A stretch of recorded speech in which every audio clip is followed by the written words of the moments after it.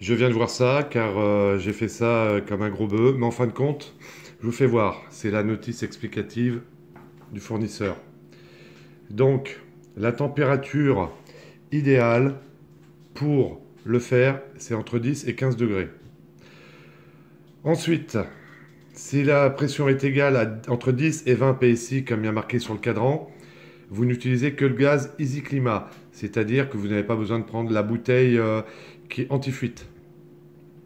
Et ensuite, moi ce que j'avais vu sur le net, sur les forums, ils disaient entre 40 et 50 c'était bon. Mais en fin de compte, la valeur correcte de la prise doit être comprise entre 25 et 40 PSI. Donc encore une fois, je suis largement bien. Et en fin de compte, quand le compresseur se mettait à gripper, c'est-à-dire qu'il se mettait en sécurité, je pense. Voilà. Et dernière chose que je voulais vous dire, euh, donc de toute façon, si vous le prenez, tout est bien expliqué dessus. De toute façon, il n'y a pas de souci. Qu'est-ce que je voulais vous dire d'autre? Je vais regarder une dernière chose. Oui, voilà, si. Pendant que vous la rechargez, l'aiguille du manomètre se mettra à vibrer. Effectivement, surtout pour la Punto, la Grande Punto, ça me l'a fait. Et ça signifie que le gaz est en train d'être transféré vers la climatisation.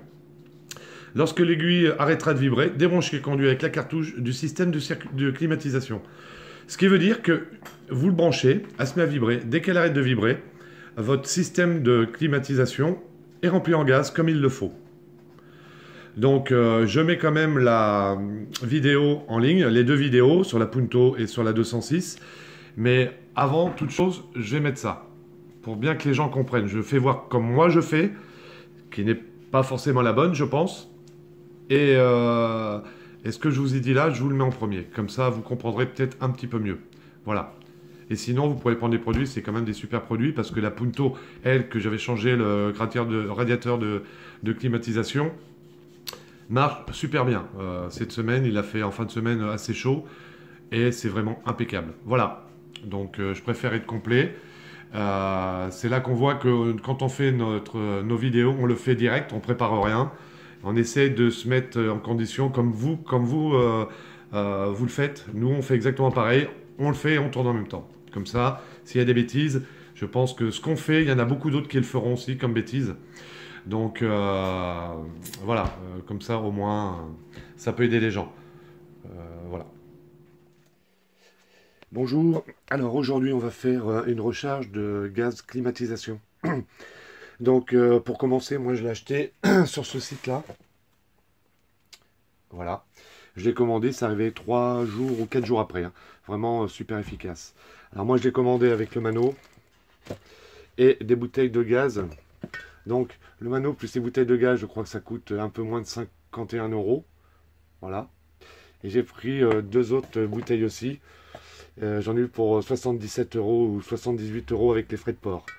Donc moi j'ai pris ce gaz-là, c'est ce qui se passe, c'est ce qu'on met à peu près sur tous les véhicules. À vous de rechercher sur Internet si le gaz correspond bien. Mais depuis, je crois, dans les années 2000, c'est que du gaz comme ça. Ils font aussi du gaz pour éviter les fuites. Donc j'ai vu sur leur site, c'est la même chose qu'il y a le bandeau rouge là, au lieu que ça soit bleu. Et c'est marqué pour les anti-fuites pour les joints. Donc moi, ce que j'ai fait, j'ai changé mon radiateur de clim sur ma Fiat Grande Punto. Ce que je vais faire, je vais remettre du gaz puisque le radiateur était foutu, il n'y avait plus de gaz, elle est 2007 ou 2006 la Fiat. Donc ce que j'ai fait, bah, j'ai changé mon radiateur de climatisation et maintenant je vais essayer de le recharger. Et on va voir ça ensemble si ça vaut le coup ou pas. Parce que sinon une recharge de gaz vaut 20 euros. Si vous en prenez deux, je crois, ça revient à 15 euros, je crois, je ne sais plus. Enfin, allez voir sur le site. Voilà, moi j'ai vu ça parce que c'est pas cher et puis avec le manomètre et tout, donc je vais essayer. Donc d'abord je vais le faire sur la Fiat et après je vais contrôler sur la petite 206, parce qu'elle a la clim, mais je vais voir si il y en a besoin d'autres en complément. Donc voilà, donc dans un premier temps, ce qu'il va falloir que vous fassiez, c'est que si votre clim ne marche pas, c'est voir si votre compresseur de climatisation marche. Alors je vais essayer de vous faire voir, je suis tout seul, mais je vais vous montrer sur la Fiat où ça se situe et ce que ça doit faire. Voilà, je suis avec la petite Fiat. Donc c'est un moteur traditionnel, un 1,3 litre multijet à 75 chevaux. Donc voilà, donc pour le climatiseur sur ce véhicule-là, mais enfin vous savez, c'est sur tous les véhicules ça se ressemble. Vous avez au bout, vous voyez, cette poulie là. Donc c'est mieux de le faire à deux. Donc vous démarrez la voiture et vous appuyez sur votre bouton de climatisation selon le modèle de véhicule et vous mettez une vitesse de ventilation parce que par exemple sur celle-ci, si vous appuyez sur le bouton de climatisation mais que vous ne mettez pas la ventilation en route, il ne s'enclenchera pas. Alors pour voir si ça marche, donc c'est mieux de le faire à deux. Il y en a un qui monte dans la voiture, qui démarre le moteur, qui appuie sur le bouton de clim et qui met une vitesse de ventilateur. Et à ce moment-là, vous verrez, c'est un système d'embrayage. Votre poulie va s'embrayer, vous allez entendre un clic. Et donc, votre clim vous allez voir que la poulie va se mettre en route. Voilà. C'est un système d'embrayage. Hein, voilà. Autre chose aussi, je ne sais pas si peut-être qu'il y a certains modèles aussi qui ont un clapet de charge ou de décharge, je ne sais pas exactement, de contrôle de la pression de clim. Et j'ai cru voir sur les forums qu'il y a certaines clims qui ne pouvaient pas se mettre en route, non pas parce que le compresseur était foutu, simplement que c'était une sécurité pour éviter qu'il tourne à vide, donc sans huile, puisque dans le gaz vous avez de l'huile. Et c'était pour éviter de casser le compresseur de clim. Donc, si toutefois c'est le cas, avant de changer le compresseur de clim, contrôlez votre pression, la pression qu'il y a dans le circuit de climatisation. Moi, je vais vous le montrer, puisqu'il est vide. Bon, la clim se met en route malgré que ça soit vide. Hein. J'ai essayé, puisque je suis allé dans un centre, ils m'ont dit que mon compresseur était foutu, que ça ne marchait pas. Donc je vais essayer par moi-même parce qu'il s'enclenche bien le compresseur. Donc je ne sais pas ce qu'ils ont fait. Bizarre. Enfin bref. Donc dans un premier temps, il va falloir que vous cherchiez votre, ni plus ni moins, votre valve de, ou pour charger votre climatisation. Alors moi, il se situe. Alors il est où? Voilà. Regardez. Hop. Donc, moi, il est ici. Là, c'est le là-haut. Voilà. Et puis, ben, voilà. L'autre est là. L'autre, j'essaie de vous le montrer. Sur ce modèle-là, bien sûr. Mais enfin, c'est pour tous pareil. Vous voyez, là, vous le voyez peut-être pas bien, mais là, vous avez un H. C'est height. Donc, pour recharger, ça sert quand vous allez en centre. Il branche le là-haut et celui-ci. C'est-à-dire qu'il vide le gaz. Et après, ils le remplissent par le LO. D'accord? Mais nous, ce qui nous intéresse, c'est pas celui-ci. De toute façon, vous allez voir avec le kit, ça ne peut pas se brancher dessus normalement. Parce qu'il est beaucoup plus gros que l'autre. Alors, ce que vous faites dans un premier temps, vous enlevez le petit cabochon, vous le dévissez. Faites attention où vous le mettez, parce que souvent de fois, ça arrive, on le pose, on ne s'en rappelle plus après. Voilà. Vous voyez, ça fait comme une valve de vélo, de moto, de voiture, bref. Voilà. Bon, allez, je vais chercher le matériel et on continue. Voilà, donc j'ai la bouteille, là. Donc il va falloir la percer, la percuter. Donc vous avez le robinet là, il est arrivé, il est serré. Donc vous voyez, il y a un petit joint dedans, donc c'est impeccable. Donc en premier lieu, vous desserrez votre robinet. Vous desserrez bien, pour pas que la petite pointe vienne percuter la bouteille. Vous le desserrez bien, là. Ensuite, vous prenez votre bouteille et vous la vissez dessus.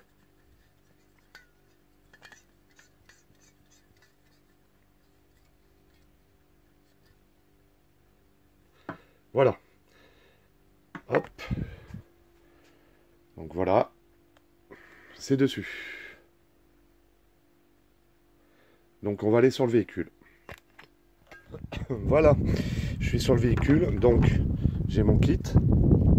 Ce que je vais faire, dans un premier temps, je vais le brancher sur le circuit LO, LO, basse pression. Il faut que je soulève. Là. Là, il est sur mon système. Donc maintenant ce que je vais faire, donc déjà vous pouvez constater, vous voyez, il est vide.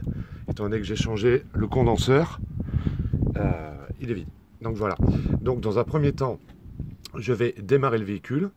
Je vais mettre en route la climatisation et je vais mettre une vitesse ou deux de ventilation. Allez, je vous prends avec moi, je vais le faire en même temps.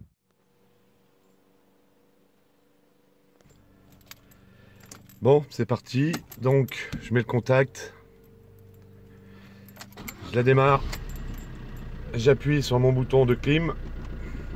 Je mets, moi j'en mets deux. Et c'est parti. Voilà. Donc, là maintenant, je vais percuter et je vais lancer le gaz.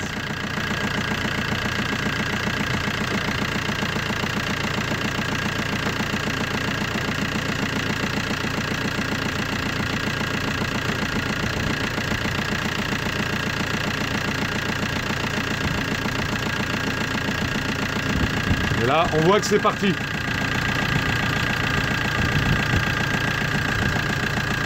Alors, ça n'avance plus. Je vais essayer, hop, de le défaire, de le desserrer, de le resserrer. Vous voyez, je le desserre, je le remets.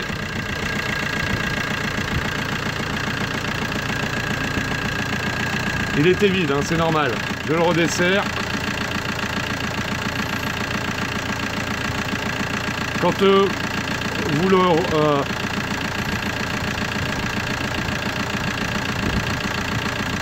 je le remets pour l'aider à monter un peu plus, je le rouvre. On va y arriver. Je le referme. Je le rouvre.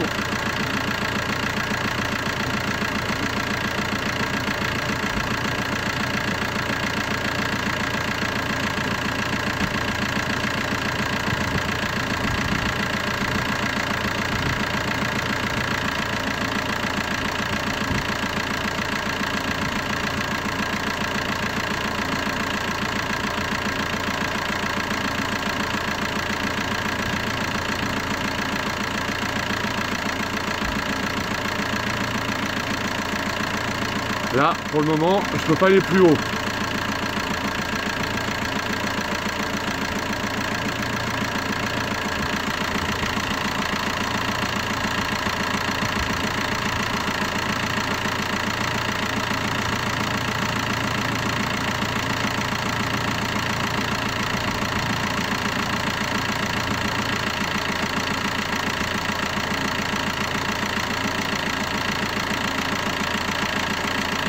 Je vais le laisser comme ça et attendre. Je vais voir comment il va monter et je vous reprends après. Donc voilà, donc le ventilo arrête pas de se mettre en route, c'est bon signe, ça prouve que la climatisation marche. Le compresseur au début ne tournait pas, c'est parce qu'il n'avait pas assez de pression dedans, étant donné que j'avais changé le condenseur. J'ai commencé à brancher la bouteille, à mettre en route et j'ai entendu un clic, il s'est mis en route. Alors, vous entendez la ventilateur de radiateur se met en route, c'est normal. Donc ça fait 5-6 minutes que c'est en route et je n'arrive pas à monter plus entre 30 et 30, enfin, je dois avoir 37, 38. Alors à chaque fois que la ventilation se met en route, ça le redescend. Ça doit être normal, je pense. Mais là, je vais regarder, je dois plus avoir assez de gaz dedans. Donc ce que je vais faire, je vais le débrancher, enfin je vais le sortir. Après, je vais le desserrer. Et ensuite, je vais en repercuter une autre. Je pense que simplement, c'est parce qu'il n'y a plus assez de gaz dans la bouteille. Voilà. Je continue, je reviens vers vous. Voilà, ça fait une dizaine de minutes. Donc, je suis rendu à 40. Donc là, je pense que c'est que ma bouteille, elle doit être vide. Elle est vide. Elle est légère, elle est vide. Donc, ce que je vais faire, je vais couper le moteur. Je vais débrancher comme je vous ai dit et je vais en percuter une autre. Et après on continue, je vous dirai ce que ça donne. Pour vous montrer, n'ayez pas peur, vous voyez, je viens d'éteindre le moteur. tout de suite, ça s'est mis dans le rouge. Pas de crainte. Dès que vous allez redémarrer le moteur, vous allez voir, ça va redescendre bien dans le vert. Voilà. Vous voyez? Ah si, j'en ai encore. J'en ai encore. Donc ce que je vais faire, je vais remettre un peu en route et recontrôler. J'ai oublié de vous dire tout à l'heure. J'essaierai de remettre cette scène plus en avant. Vous la secouez bien votre bombe, parce que dedans vous avez l'huile, le système d'huile, donc il faut bien que ça soit homogène dedans pour bien que ça lubrifie votre compresseur et tous les éléments. Donc là je vais repercuter l'autre et je vais le remettre dessus. Bon voilà, moi j'arrive pas mieux que 3,5, 4, ça arrête, ça oscille entre 3,5, enfin 35 et 40. Voilà. Quand le ventilo se met en route, ça redescend un petit peu, mais moins qu'avant. Je ferme, j'ouvre de temps en temps le robinet. Là, c'est descendu un petit peu, mais c'est toujours entre 35 et 40. Je secoue un peu la bombe. Et là, j'ai mis un thermomètre. Il faut savoir, quand j'ai acheté le véhicule, ça ne marchait plus. Donc, la clim. Donc, comme je vous ai dit, j'ai changé le condenseur. Et donc, j'avais aucune clim, hein, je peux vous assurer. Et donc, quand je suis allé au centre auto, ils m'ont dit, bah oui, mais votre compresseur ne marche pas. Donc, on l'a essayé nous-mêmes. Je vous essaierai de vous montrer vite fait tout à l'heure comment le tester. Votre condenseur, moteur de clim. Et en fin de compte, il s'embrayait. Donc, je me suis dit, bon, écoute, on va essayer nous-mêmes. Donc, voilà. Maintenant, voilà le résultat. À combien ça sort aux bouches? 4,4 degrés. C'est plutôt efficace, hein. 4,4 degrés Celsius. Donc voilà. À la sortie des bouches. Même 4,2. Vous voyez, ça redescend encore un peu. Donc je suis au minimum. Vitesse numéro 2. Clim enclenché. Entre 4,2 et 4,4. Donc dehors, il fait 22 degrés. Pour vous montrer, hein. Donc c'est plutôt efficace. Je pense que nous sommes au mois de juillet, début juillet. Donc je pense, bon pour le moment c'est pas folichon, mais je pense que quand il fera chaud ça va être efficace. Donc je suis très très content. Donc là maintenant c'est pas fini. Je vais vous montrer ce que je vais faire pour contrôler, pour voir s'il n'y a pas de fuite.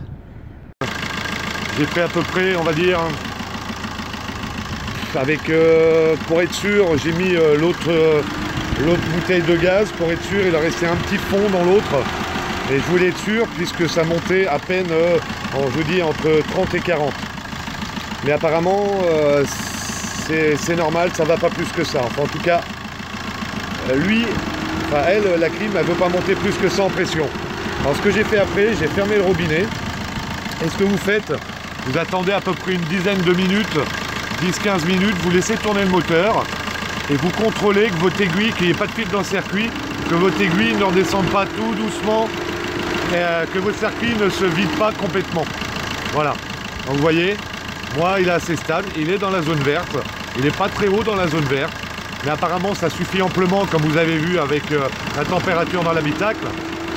Quand la ventilation se met en route, il ne fait pas comme au début, il ne redescend pas, donc il se stabilise. Donc là je vais attendre 10 minutes moteur tournant. Et après je contrôle que l'aiguille ne soit pas descendue trop bas et qu'elle reste à peu près dans les mêmes valeurs. Comme on peut voir, ça condense bien. Ça s'évacue bien, la condensation coule bien. Donc ça marche bien, c'est efficace. Pour moi, je suis limite 3, 30. Donc voilà, ça aussi, ça descend un petit peu, mais ça fait un quart d'heure et ça fait toujours pareil. C'est descendu un petit peu et maintenant ça se stabilise toujours comme ça. En tout cas, c'est toujours aussi efficace la climatisation dans le compartiment. Donc je pense pas que j'ai de fuite, mais peut-être il est possible qu'il n'y ait pas besoin de beaucoup de pression. Je ne pourrais pas vous en dire plus. En tout cas, vous ne pouvez pas le ressentir, mais moi je le ressens, c'est vraiment très très frais. Très très très frais, comme tout à l'heure. Et j'ai recontrôlé tout à l'heure avec mon petit manomètre de température. Et tout va bien. Donc je vais bientôt arrêter le moteur, enlever la prise. Et puis après, j'essaierai de vous faire un retour un peu plus tard. Quand j'aurai roulé, si c'est toujours aussi efficace et si j'ai pas eu de fuite. Parce qu'apparemment c'est descendu à 30 et ça se stabilise à 30. Voilà. Je monte juste après vite fait. J'ai essayé de vous montrer vite fait par-dessous comment j'ai fait pour essayer de faire embrayer le compresseur de clim.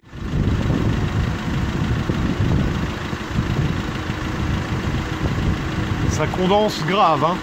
Ça descend bien, hein. Nickel. Hein. Je vous assurer que ça coule. Hein. Efficacité, super. Je vous montre.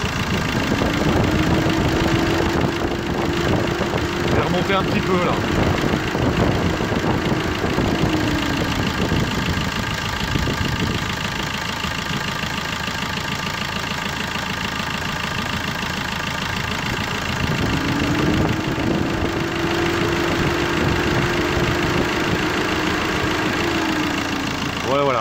Voilà, cette petite vidéo va s'arrêter là.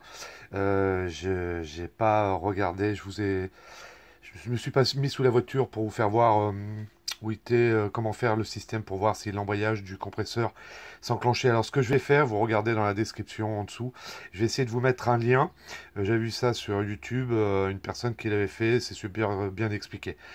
Donc je vais essayer de vous le retrouver et vous le mettre dans la description.